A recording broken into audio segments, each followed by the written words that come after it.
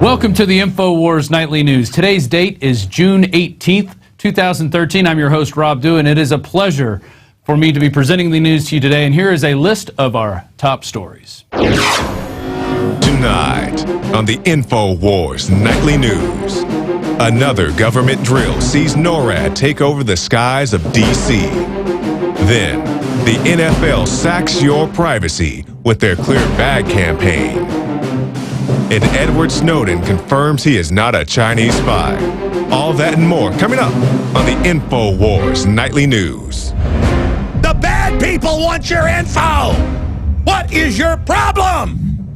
Well, from the league that brought you TSA pat-downs before you entered their games and drones in the skies and a continuation of the See Something, Say Something program, the TSA combined with DHS has now decided to ban bags at their games. That's right. You will not believe this. This is from Don Salazar. NFL to enhance public safety by implementing clear bag policy. I can barely say it because it freaks me out so much. In an effort to enhance public safety and improve stadium access for fans, the National Football League is getting set to ban all bags and purses that are not see-through in its 32 stadiums across the U.S. There's an FAQ at the NFL.com/all clear, appropriately named, a cynical play on the military term which represents a signal when a threat of danger has passed is all too obvious. They're actually going to have a buffer area of bag police there. Okay, so now we have bag police to be checking on things. There will also be a secondary perimeter where agents will be scurrying around telling you not to bring bags in. And I think it's just very apropos if you scroll down in the article and look at, you can actually see pictures on NFL.com's site on their own store where they sell bags that are not even see-through. So they're selling these $30 plus bags that you will never be able to take and bring in to show your support for the team. Not only that, it gets worse. On their FAQ, there's a question. And there's the picture right there of the bags that you won't be able to take in to their stadiums. Are seat cushions allowed to be carried into the stadium? This is right under the pictures here. No, they are not, due to their large size, because of the way seat cushions are constructed, would allow them to be used to conceal a potential explosive device. Well, let me just say this.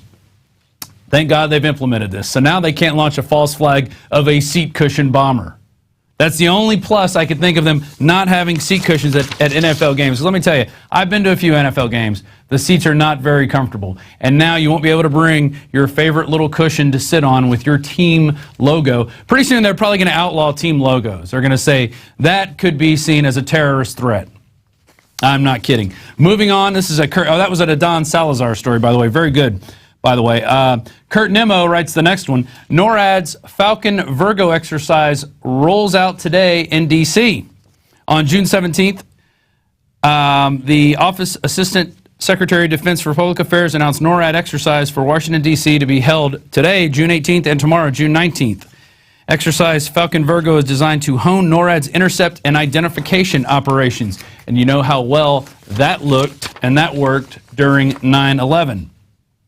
And what I like about this article, it goes through a whole list of how the NORAD stand-downs took place and the people that actually brought that out. In the section, previous exercises did nothing to prevent 9/11. It concludes with Secretary of Transportation at the time, Norman Minetta's testimony before the National Commission on Terrorist Attacks, where he talked about on May 23, 2003, he said, "I was made aware of it during the time that the airplane was coming into the Pentagon. There was a young man who had come in and said to the Vice President, the plane is 50 miles out. The plane is 30 miles out. And when it got to the plane is 10 miles out, the young man said to the Vice President, do the orders still stand? And the Vice President turned, whipped his neck around and said, of course they still stand. Have you heard anything to the contrary?" That was my Dick Cheney impersonation. Minetta's testimony was also corroborated by Counterterrorism Chief Richard Clark and also reported by Bob Woodward.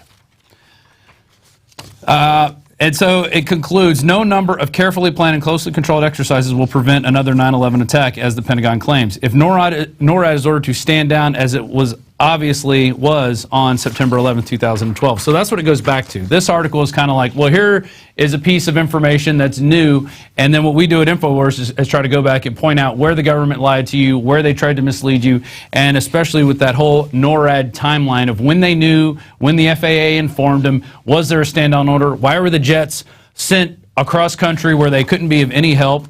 You know, there's all kind of stuff going on with 9/11. I encourage you to look at it if you don't know anything about it before you call me a crazy conspiracy theorist. Moving on, this was out of the Drudge, posted on the mercurynews.com. Most workers hate their job or have checked out, Gallup poll says. The survey classifies 3 types of employees among the 100 million people in America who hold full-time jobs. The first is actively engaged, which represents 30 million Americans. I'm included in that group. I feel like I'm actively engaged here. The second type of worker is not engaged, which accounts for 50 million. That's sort of your bell curve, your average people who just kind of show up and go through the motions. And the third type, they're actively disengaged. They hate going to work. These workers are about 20 million, undermine their companies with their attitude, according to the report. Gallup estimates that workers who are actively disengaged cost the U.S. as much as $550 billion in economic activity yearly. The level of employee engagement over the past decade has largely been stagnant, according to the researchers. And that article, just reading that, prompted me to say, well, why do we have these 20 million people that are actively disengaged, coupled with another 50 million people that are just kind of showing up and going through the motions? Why do we have that? Well, yesterday we reported on a story out of the CPA Practical Advisor. Ex-McDonald's worker sues franchise that required fee-based payroll credit debit cards. And we posted this on Infowars.com. The lady filed the suit, Natalie Gunn Shannon, who was an employee at McDonald's, was given, they wanted to give her cards, pay her on these debit cards. The suit seeks an unspecified amount of monetary damages on behalf of employees and asks the judge to award punitive damages against the company for its ill-gotten gains contrary to justice, equity, good conscience, and Pennsylvania law. So the way it works is like this. They give you a card, which conveniently is all the money is deposited into a JP Morgan Chase account. Then in order to look at your card, in order to pull money out, in order to transfer money, they all have these fees. And I'm going to go over the fees right now. This is what it is. The JP Morgan Chase payroll card carries fees for nearly every type of transaction. According to the lawsuit, including a $1.50 charge for ATM withdrawals, $5 for over-the-counter cash withdrawals, $1 to check the balance, 75 cents per online bill payments, and $10 a month if the card is left inactive for more than 3 months. For just by doing nothing, they're going to charge you $10. That's going right into Jamie Dimon's pocket at JP Morgan Chase. And this is not just going with McDonald's. And I have a McDonald's story after this last part here. Walmart is also doing this. The largest private employer in the U.S. switched to paperless pay in 2009 with about half of its 1.4 million employees receiving direct deposit and half receiving paycheck cards. The Home Depot, Lowe's, UPS, FedEx, and hundreds of other large companies use payroll cards. The Chicago public school system uses them to pay more than 4,000 student employees. What is this doing? Well, it's giving the banks access to your money, because they're going to be able to take out all this money in fees. It's also training people to be part of the cashless society control grid, which wants to do away with cash so all transactions can be monitored. So maybe the NSA could take a sneak peek at their, you know, if they want, they could do that.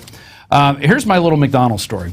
Back in 1991, seems so long ago now, I was an employee at McDonald's. When I started, minimum wage was $4.25 an hour. I started off working as a cook.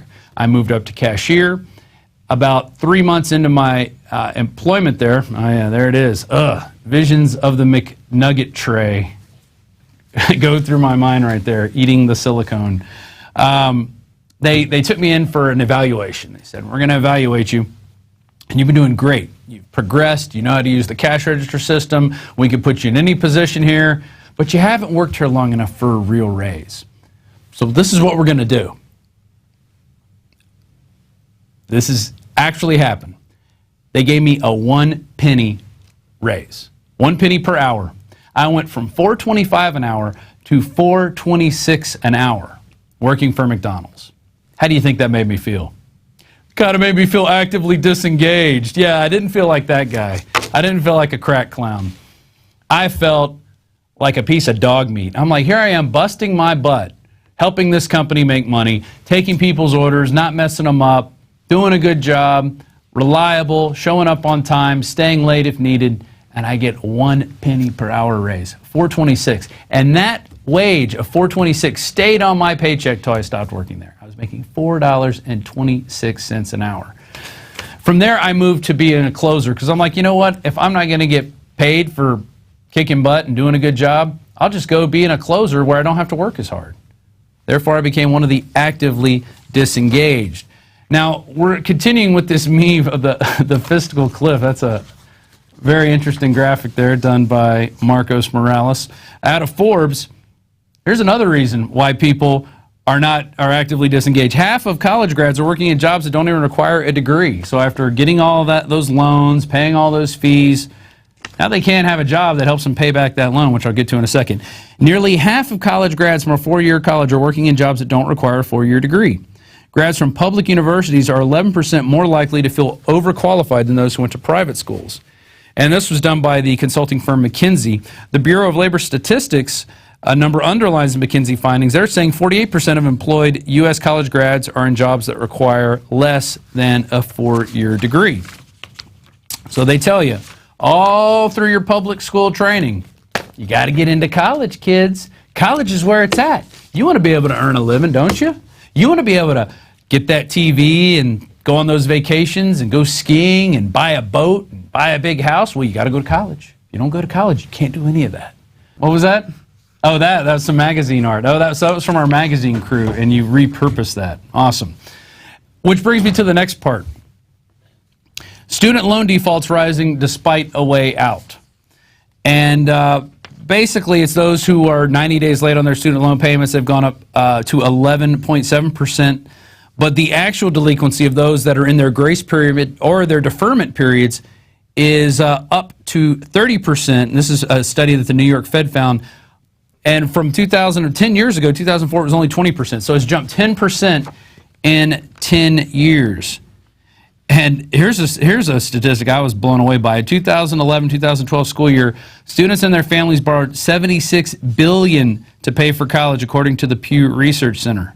And that's just 1 year. Americans owe nearly $1 trillion in school debt.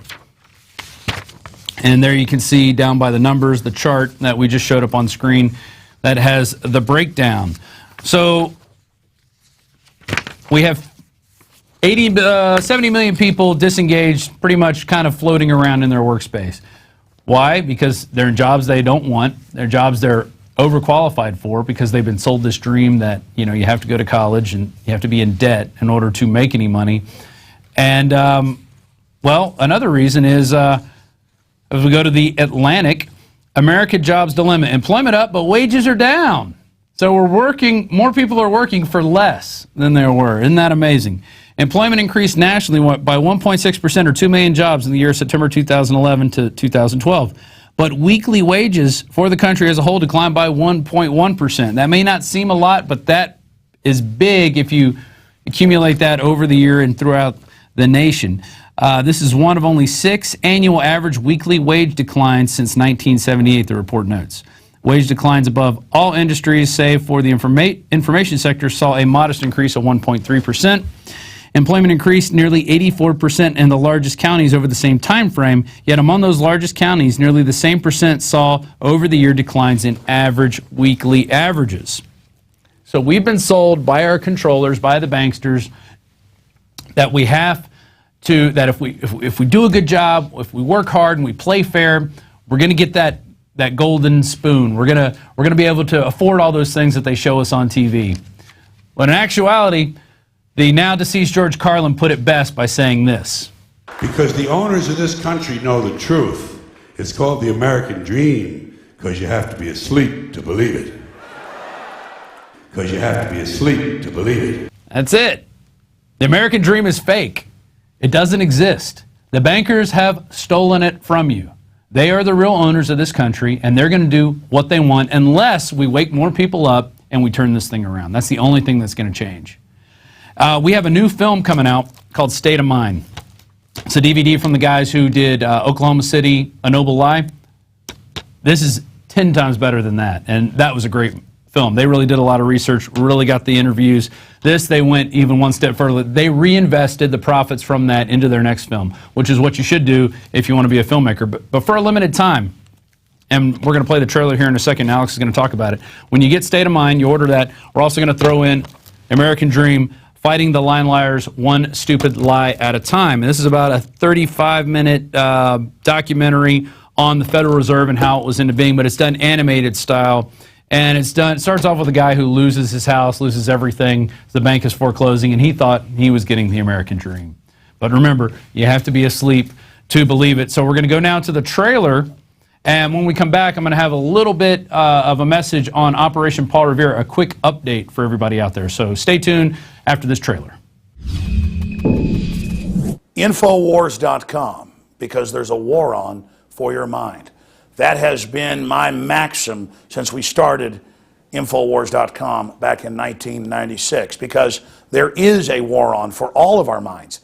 Advertising is a basic form of propaganda, but there are dozens of other types of even more sophisticated. And most of the public is not even aware that this is happening.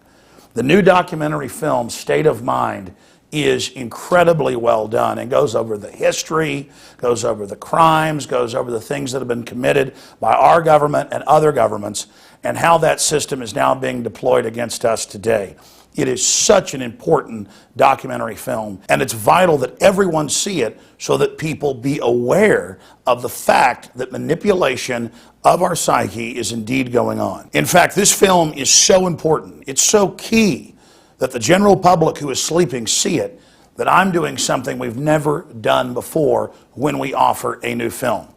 And that is offer another free film with it. Because it's important to know who controls the brainwashing and programming system in the mainstream media. The private, globalist-controlled Federal Reserve. The animated film An American Dream documents in a compelling but also humorous fashion how the private families that control the Federal Reserve took over our world. It's key to understand that they are using the technology of mind control to dumb down and keep the general public in the dark. And that's why for a limited time, when you order State of Mind, the full-length documentary film at Infowars.com, you will get American Dream, Fighting the Lying Liars, One Stupid Lie at a Time, absolutely free. 2 films, 1 price, exclusively offered at Infowars.com. Are we choosing our own paths, our own destiny, or has it been pre-selected for us? C.S. Lewis said, when training beats education, civilization dies. We need to always be cognizant of, as a free society, that information can be used as a weapon. Barrier to discovery is not ignorance.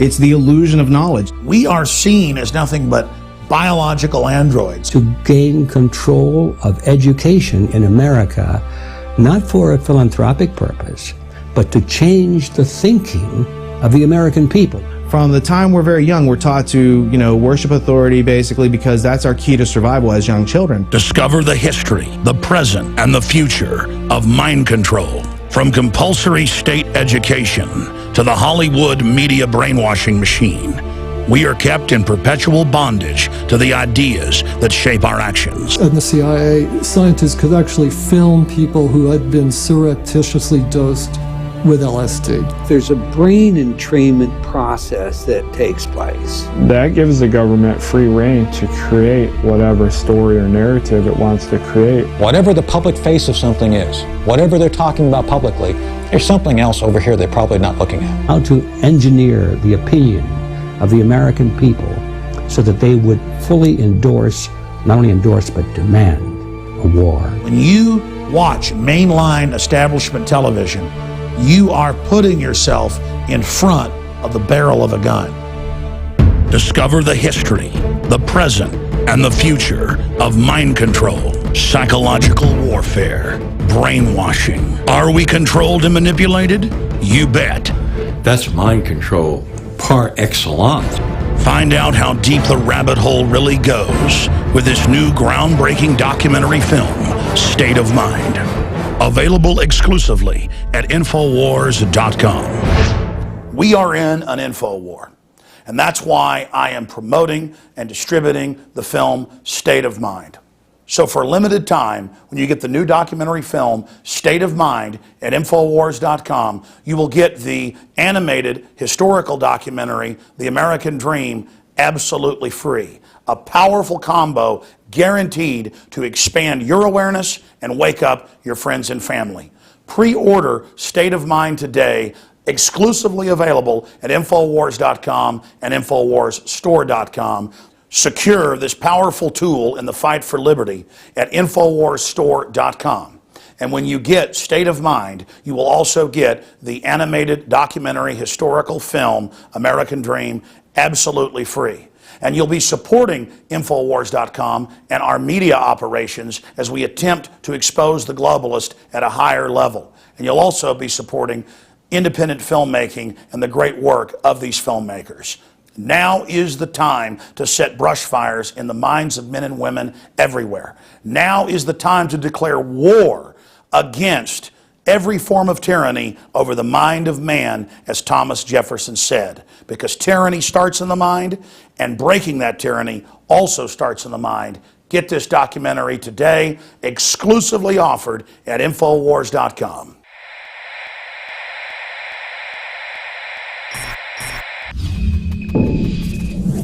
So there you have Alex Jones explaining why he got in with these guys to help them promote their film, because by promoting works like this and other people's films, we're all going to wake more people up, and that's going to change our country. So we don't have to make films about this. We can make films about art or nature or, you know, other things in the future. But right now we do have a job to do, and that is to wake people up to what is going on, to the real controllers, how they're being programmed, how to break their programming. Because a lot of people, you know, they'll lose hope. They'll be like, oh man, all this stuff is bad. What do I do? You become independent.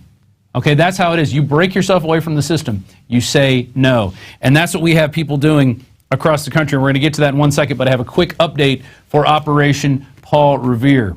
So in January of this year, we launched Operation Paul Revere, the $115,000 video contest.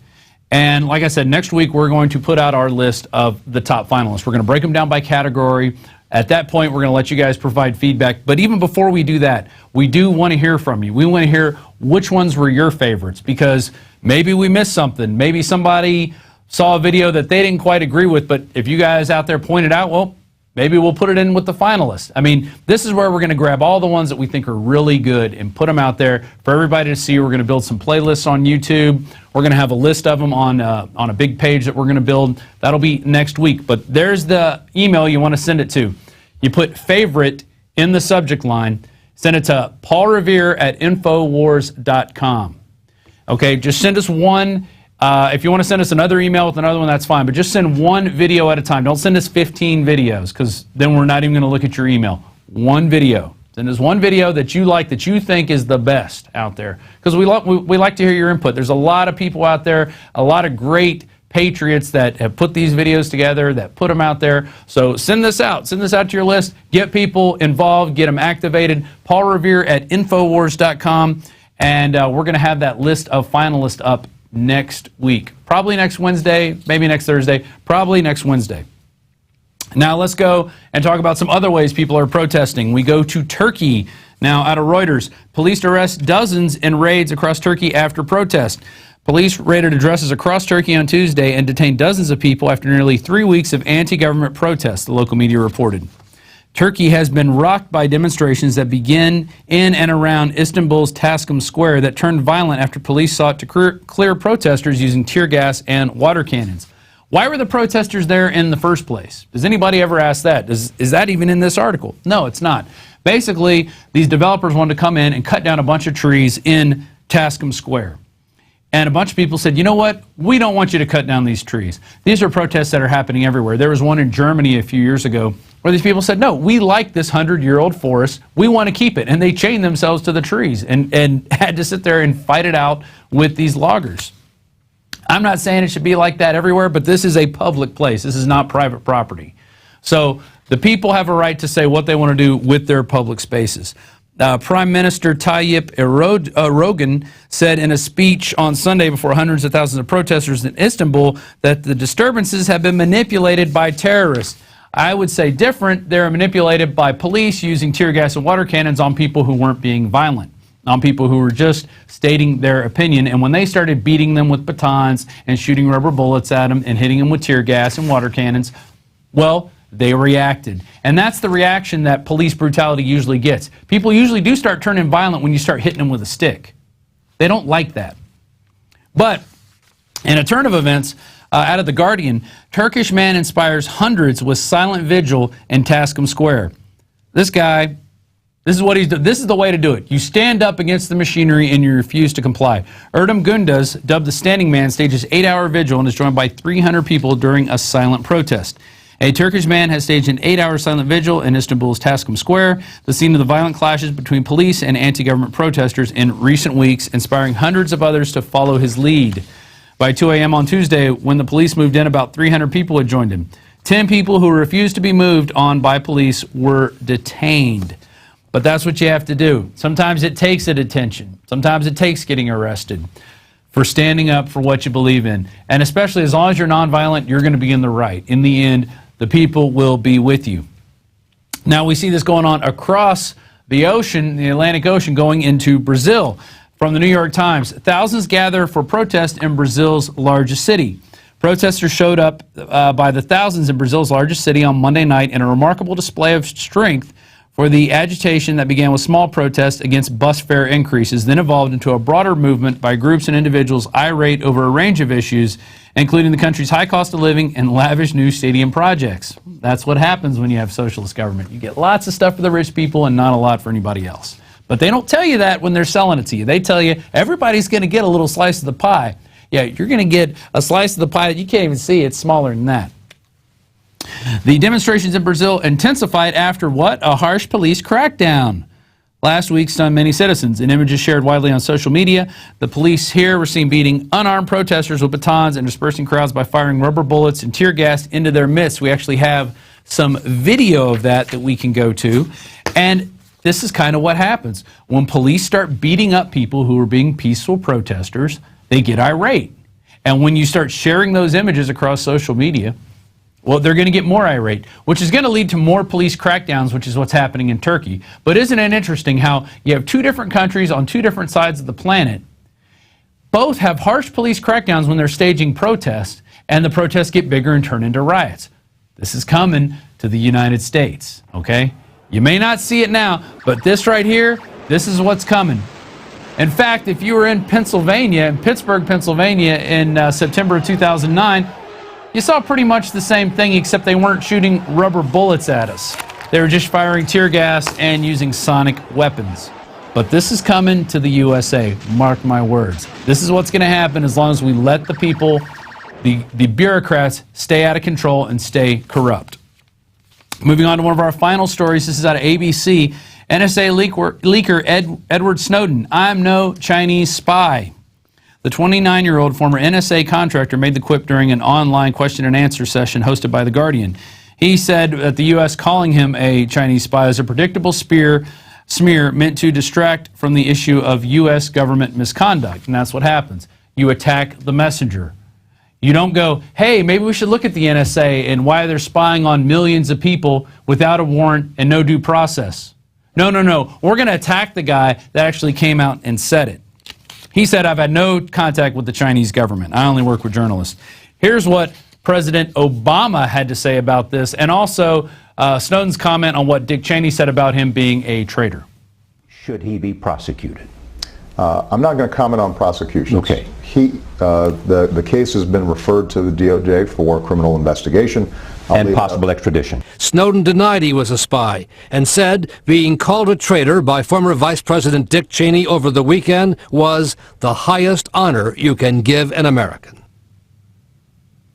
The highest honor you could get, being called a traitor by Dick Cheney, who is a traitor and who should leave this country. Actually, should stand trial for the war crimes, especially his involvement in the stand down in 9/11, amongst other things. But that'll never happen because Dick Cheney is privileged and you're not. I got one final article, and this was brought to me by my son last night. He came up to me and said, Dad, there's a lake in Pflugerville, and they found a barrel of toxic waste in it. It was actually labeled hazardous waste. They pulled a 55-gallon barrel that was discovered in Lake Pflugerville, which is, that is the water supply for Pflugerville. They get their water from there. The reason I bring up a local article about, the local water supply is there's one thing you can do to make sure you're getting healthy water, and that is to get a ProPure system. I told my son, hey, we have a ProPure system at our house. Yes, we're pouring tap water in, but you know what? Anything bad in there is getting filtered out. Now, I don't know if it's going to filter out hazardous waste. It doesn't look like that's going to be a problem, but it prompted him to be concerned. He saw that on the news, and he said, Dad, I'm worried. They said they found a white barrel and it had something on it. He wasn't sure. He doesn't know what hazardous waste means. But he said there was something on it, and they said it was bad and that they were analyzing it, but they weren't sure if it broke open and if it contaminated the water supply. Well, by having a ProPure system, you're going to be better off than most people. Say there's a contamination of algae, which happens in some water supplies. Say they put too much fluoride in or put too much chlorine in, or God forbid there's some sort of like natural gas or gasoline that gets into the water supply. Sometimes this stuff does not get filtered out. In addition to all the other stuff, the ProPure filters also filter out the pharmaceutical products, all the other crap that gets into our water supply from people using Big Pharma's system. So I encourage you, if you're out there and you haven't got one yet, do get the ProPure system. We are now offering 10% off, which we have been offering this for a while, with promo code WATER. So be sure you do get one. And we end tonight with the quote of the day from our president back in the 50s, Dwight D. Eisenhower. I don't know the number he was, but I know he was like 50 to 54. If you want total security, go to prison. There you're fed, clothed, given medical care, and so on. The only thing lacking is ... freedom. That's right. You want total security, go to prison, because you're not going to get it anywhere else in life. Democrats will have you believe otherwise. They have you believe there's TSA agents everywhere sticking their hands down your pants, we'll all be safe, but that's not the case. If you're watching this on YouTube, please consider becoming a member of PrisonPlanet.tv. It's very easy to do. All you go is to PrisonPlanet.tv. We have a 15-day free trial, and you can share your username and password with up to 11 other people. So do that today. If you're watching this on YouTube, support the show, support the broadcast. It supports everything we're doing here.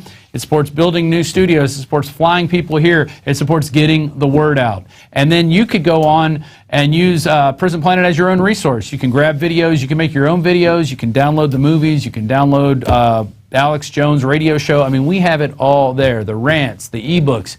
Everything is there for you. PrisonPlanet.tv. We're going to go to break, and when we come back, Ann McAdoo is going to be sitting in this seat, and she's going to interview Russ Baker, who's an author who wrote about the Bush family a few years ago. We had him here in studio, actually, a good number of many years ago. So it'll be interesting to see what they have to talk about. He recently wrote an article, and Leanne brought it to me and said, we need to get this guy on the show.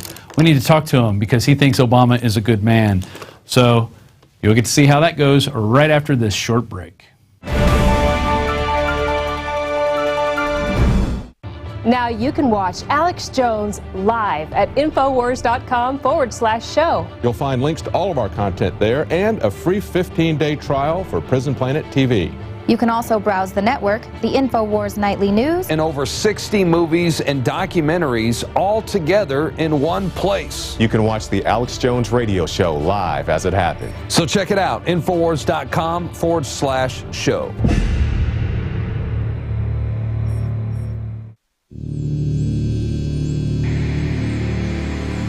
Are we choosing our own paths, our own destiny, or has it been pre-selected for us?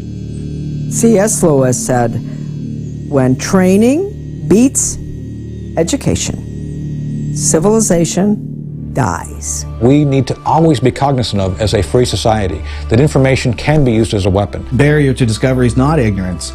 It's the illusion of knowledge. We are seen as nothing but biological androids. To gain control of education in America, not for a philanthropic purpose, but to change the thinking of the American people. From the time we're very young, we're taught to, worship authority, basically, because that's our key to survival as young children. Discover the history, the present, and the future of mind control. From compulsory state education to the Hollywood media brainwashing machine.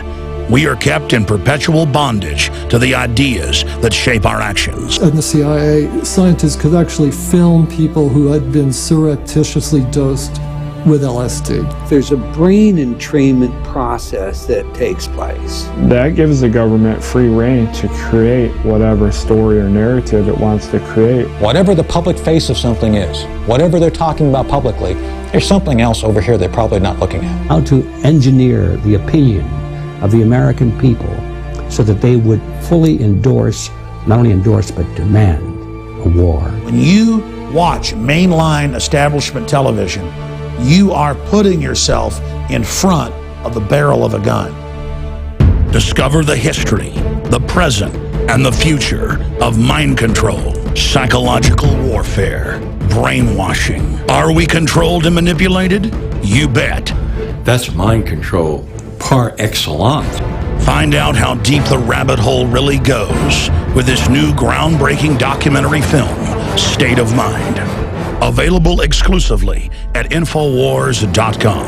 The important thing about the Pro 1 filter today is that the material we use for removing fluoride and other heavy metals now will remove the latest form of fluoride called hydrofluorosilicic acid. There's no other fluoride reduction filter out there that will remove that type of fluoride. And it's extremely important because today we're hearing more and more cities are using that form of fluoride. We've been having medication forced on us through the water system for quite a while. Most people don't realize it. Most people don't realize the negative effects of fluoride. There's a wide range of health effects that are attributed to fluoride. Bottom line, why should somebody get this new Pro 1 ProPure filter? The reason to buy the Pro 1, it's an all-in-one filter. It's convenient, easy to use. It doesn't require the add-on fluoride filter. And in addition, this filter removes the latest form of fluoride called hydrofluorosilicic acid.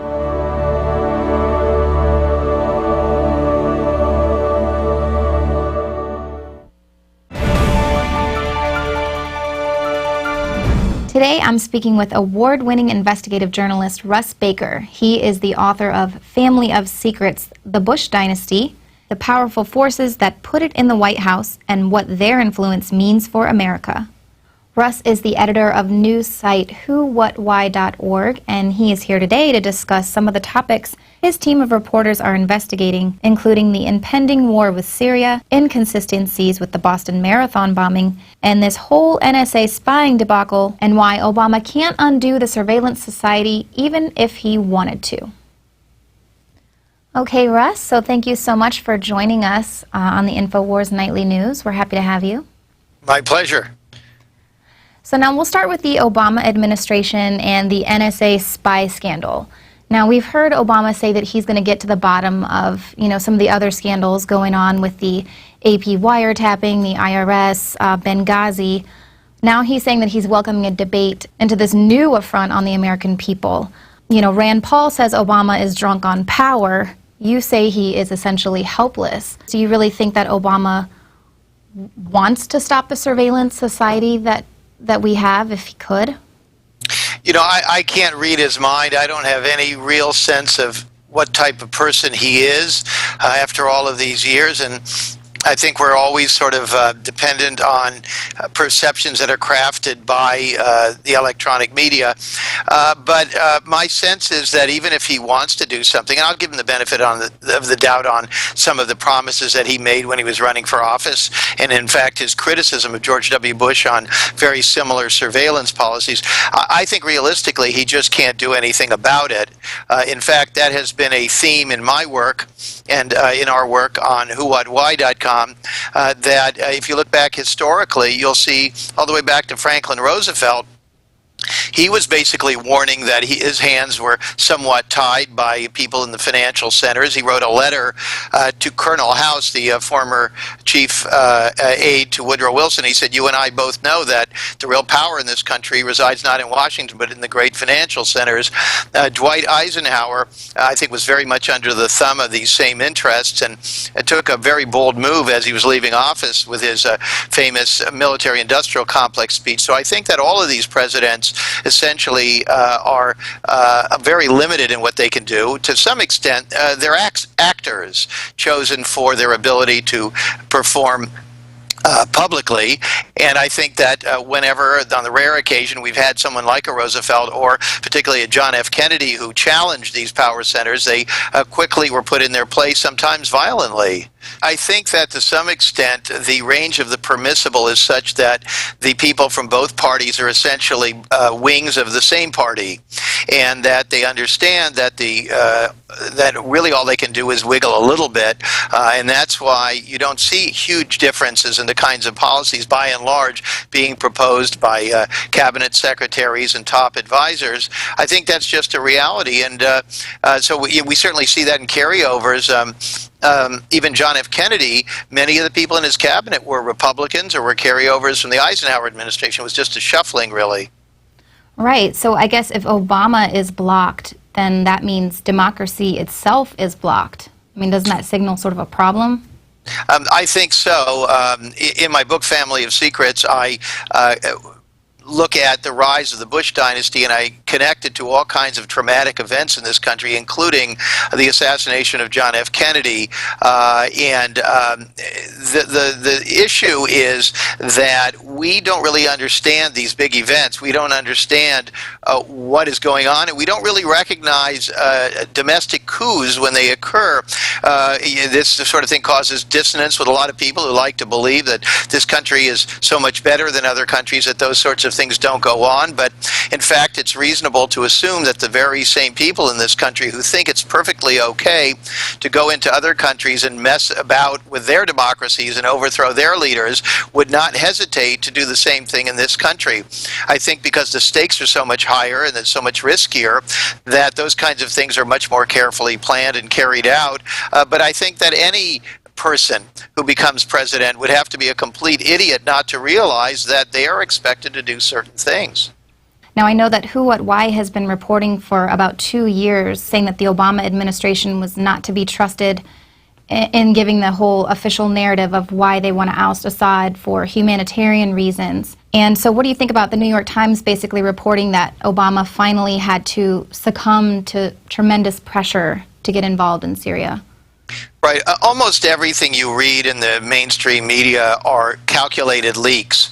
So they start by leaking things that indicating that they're going to be moving forward with military aggression against the Assad regime, and then they leak that Obama didn't really want to do it. These are all calculated. So, for example, whether or not Obama wanted to do it, that leak, that last leak you referred to, is designed to mollify his base, those who still believe that he's basically a decent guy and that he still has some kind of power. And so it's very important for them to and so instead of him saying, I had to do it because the generals forced me or Wall Street forced me or what have you, he says, I had to do it because Bill Clinton pressured me, which is quite funny. And of course, that's setting up Hillary Clinton to run for president herself. But what really is going on is that none of those wars are about humanitarian things at all. They never have been. They never will be. Frankly, nor should they be. If you or I were sitting in the Pentagon or the National Security Council, we were discussing what to do in other countries, we wouldn't be discussing human rights and how to make people in Pakistan happier and so on. We'd be talking about so-called national security, which broadly defined is what benefits the United States, which more narrowly defined means what benefits those who have the most power in this country. And that really comes down to a continued policy of a kind of an imperial approach. And the United States isn't alone on that. I think China and Russia and so forth, we're all battling for markets and resources. It's been that way since time immemorial. Exactly. And so what do you think about the ties between the mainstream media and the Obama administration? The president of CBS News is related to his aspiring novelist turned deputy national security advisor, Benjamin Rhodes. So it seems like the mainstream media is sort of getting us warmed up to go to war with Syria, or initially it was Libya. And what do you think about that? Well, that's quite right. In fact, I mean, I think we can see that the mainstream media has learned nothing from its errors and then subsequent mea culpas over Iraq and all the other things that they got wrong and how they were tricked, perfectly happy to continue along that path. And we see that with Libya on Who, What, Why. We've been I think we were quite early to that story and still are virtually alone in reporting that that was never about the Gaddafi policies towards his own people. It was always about other geopolitical and strategic considerations. We detail that quite heavily in an article you can find on the right-hand side of our site, Who, What, Why.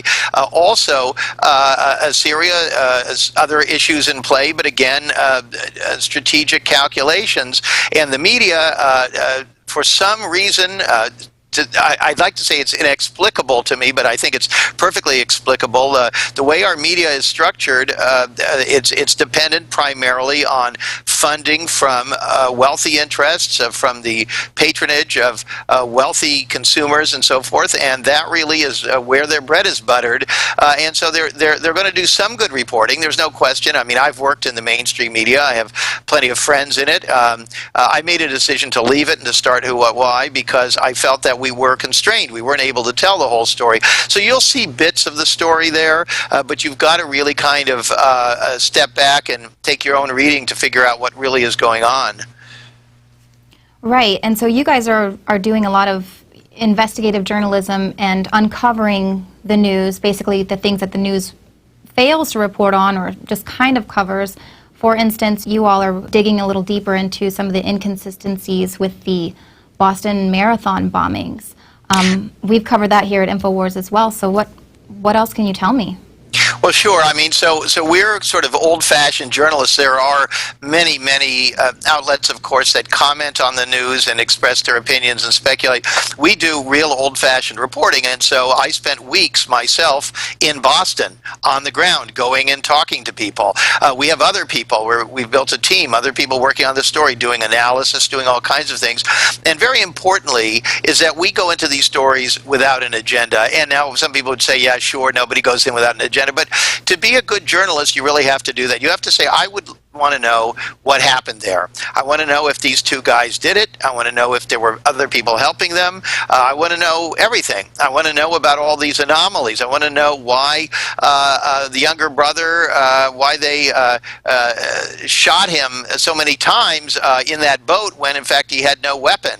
I want to know whether he really scrawled a confession on the wall. How somebody who was so gravely wounded could have or would have been inclined to prop himself up and scrawl a confession. It makes you think that somebody thought that he was going to die. So, I mean, these are all very, very strange things, and somebody has to look into them. So our attitude is we're agnostic until we do our research. So what are some of the other stories that you would really, if Obama could save himself and kind of gain a little trust with the public again, what are some of the stories you'd like for him to unclassify? Well, I mean, as you probably know from Who, What, Why, we've been talking a lot about the remaining classified records of the John F. Kennedy assassination. Very troubling that there are still an estimated 50,000 documents with references or information that appears to be related to the Kennedy assassination that the government has held back. Here we are on the 50th anniversary of what the government has told us was simply a lone eccentric or perhaps nutty figure shooting Kennedy, that there was nothing more to that. If that's true, then it's hard to understand what could possibly need to remain secret 50 years later. And so we see with Obama him sort of continue again, like Bush and like other presidents, in cooperating with this what I guess you would say is a policy of assuring us that it's better that we don't know, that for democracy to work well, we need to be protected from ourselves. We don't have good judgment as to what it is that we can know. And of course, they're always referring to America's enemies, but I'd love for them to articulate who are America's enemies who would gain if they released all the records on the John F. Kennedy assassination. So what do you think we would actually find if those documents were released?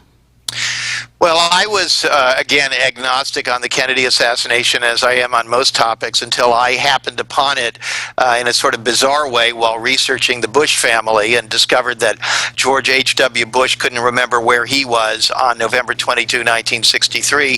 I decided to just figure out where he was, because I know that everybody over the age of 5 remembers where they were when they heard about the shooting of Kennedy. And so that took me down this kind of rabbit's hole, and I became fascinated with the Kennedy assassination. I spent some years on it and have actually about 5 chapters in Family of Secrets on the Kennedy assassination. I have become convinced that, in fact, that was essentially a coup d'etat, that, in fact, elements of military intelligence and of other spy agencies, the CIA and the FBI, at least were involved in covering it up, also involved with the autopsy in order to hide the fact that there were multiple bullets hit Kennedy from more than one direction, all of which points to the fact that it was an organized hit. And so I think that that is even shown from some of the documents that have already been released by the diligent efforts of amateur researchers sort of connecting the dots. And I think that whatever those remaining 50,000 are, they must be pretty explosive. I'd certainly like to take a look at them. Well, I know we would all definitely love to get to the bottom of that story as well 50 years later. But now the New York Times has sort of said people who question the official story are just conspiracy theorists. So how do you reconcile that, being an award-winning investigative journalist? Now they're calling you conspiracy theorist. Well, I don't know if they're specifically calling me that, but the general message has been put out consistently over the years, and they've stepped up the effort this year to sort of remind people that asking questions and not trusting the official story is dangerous. And so this term conspiracy theory is one that I personally abhor, because it's actually too useful words. Conspiracy meaning 2 or more people getting together to commit a crime, which is not a fantasy, it's a reality, and it's prosecuted in courthouses throughout the country on a daily basis. And theory, which is how we learn and how we come to understand things. So conspiracy theory really ought to be a neutral term referencing attempts to understand how crimes are committed. And it's sort of tragic that that term has been taken over. It's now what you might call a dysphemism instead of a euphemism. It's a word or a phrase that automatically sort of taints whoever you apply it to, and it just shuts the discussion down. Now, I'll be the first to say that I am not a fan of those who believe that there is something sinister going on with everything that that person themselves is not involved with. I don't think that's healthy, and I think there's been too much of a growth industry in that in this country. But I do think that we have to go in with an open mind and accept that sometimes people in the government are doing good work, and exactly what they tell us is the truth. I think it's very, very important to appreciate that the government is full of millions of people just like ourselves. But at the same time, be open to the idea that there are individuals, whether it's in the civilian parts of the government or the military or the CIA or in private industry or in nonprofits or anywhere else, who have untoward agendas. And I think that that's the important thing. And I think that places like the New York Times, which sort of disparage people who want to know, could all of these shootings throughout America's history, could they all have been lone kooks? When we look at other countries, we see that most of them eventually are settled as having been hits by powerful interests to remove people. And the idea that none of these people, whether it was Martin Luther King or Robert Kennedy or John F. Kennedy, or even statistically, if you look at small plane crashes, statistically, a disproportionate share of those are labor leaders and sort of liberal politicians. That's actually a fact. Or they're conservative politicians who fell afoul of their buddies, people who were on the Warren Commission, people like John Tower. It's a fascinating subject, and to think that nobody would ever be requested or inclined to go and take a screwdriver and loosen a bolt in an engine or something. I mean, that's preposterous. And what kind of journalists just dismiss any consideration of these scenarios? I would say that they are the ones that are irresponsible. Yeah, we're seeing a lot of that irresponsibility in journalism.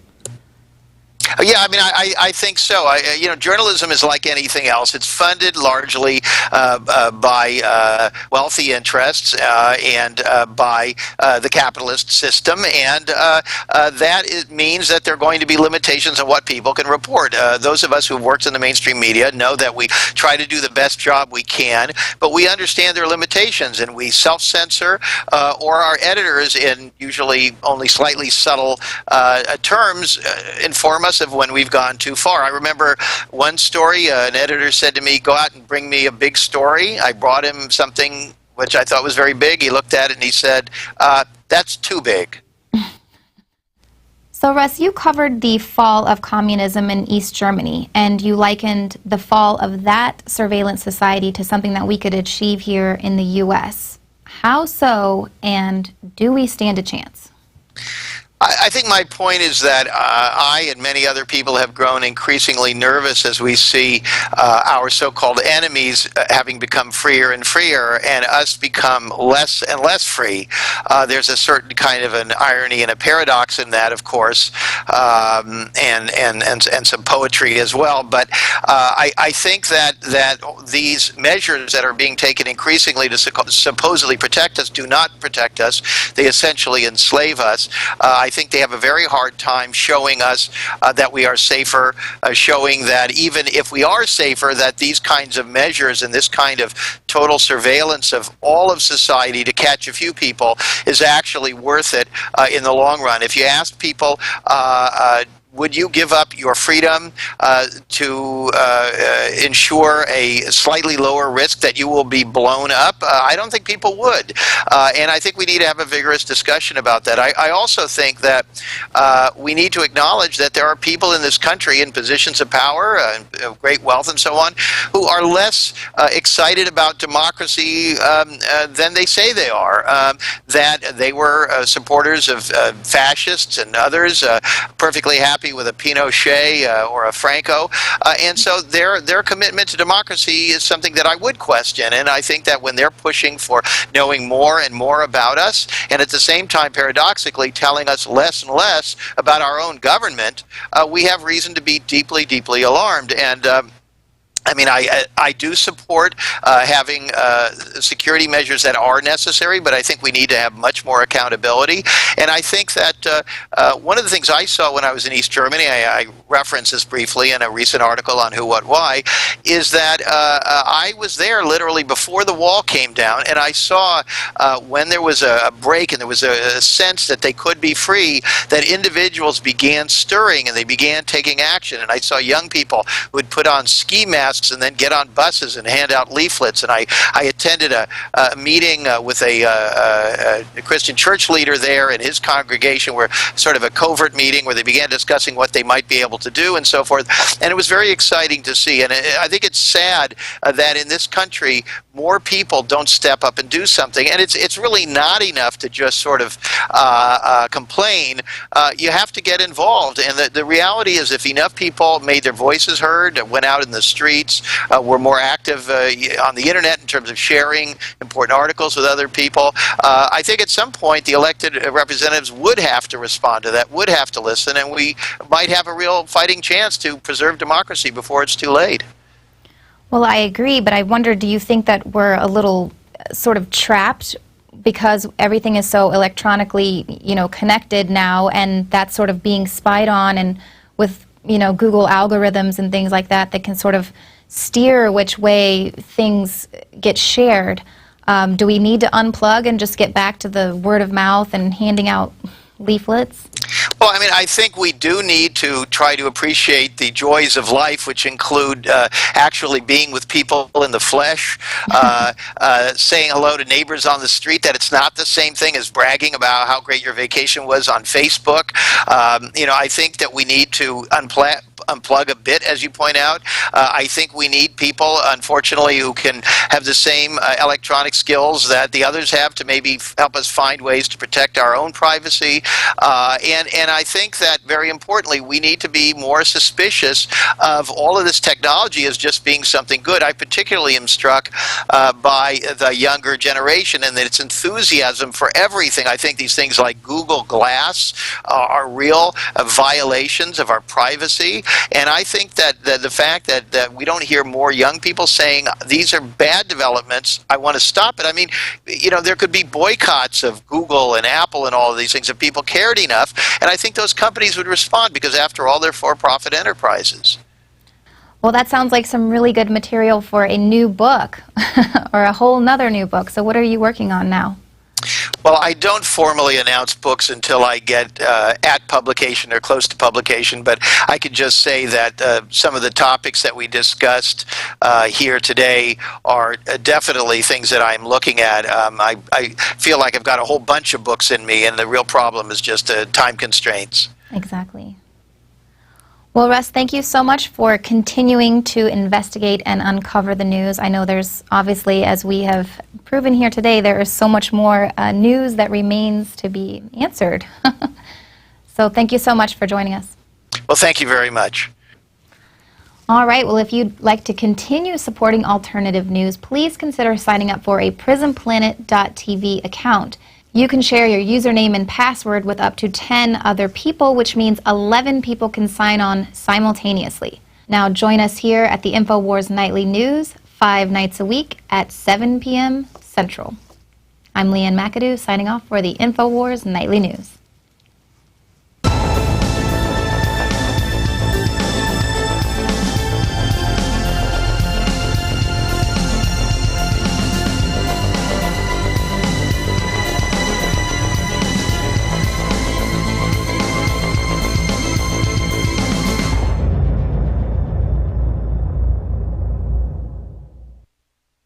Now you can watch The Alex Jones Show live as it happens at Infowars.com/show. You'll find links to all of our content there and a free 15-day trial for Prison Planet TV.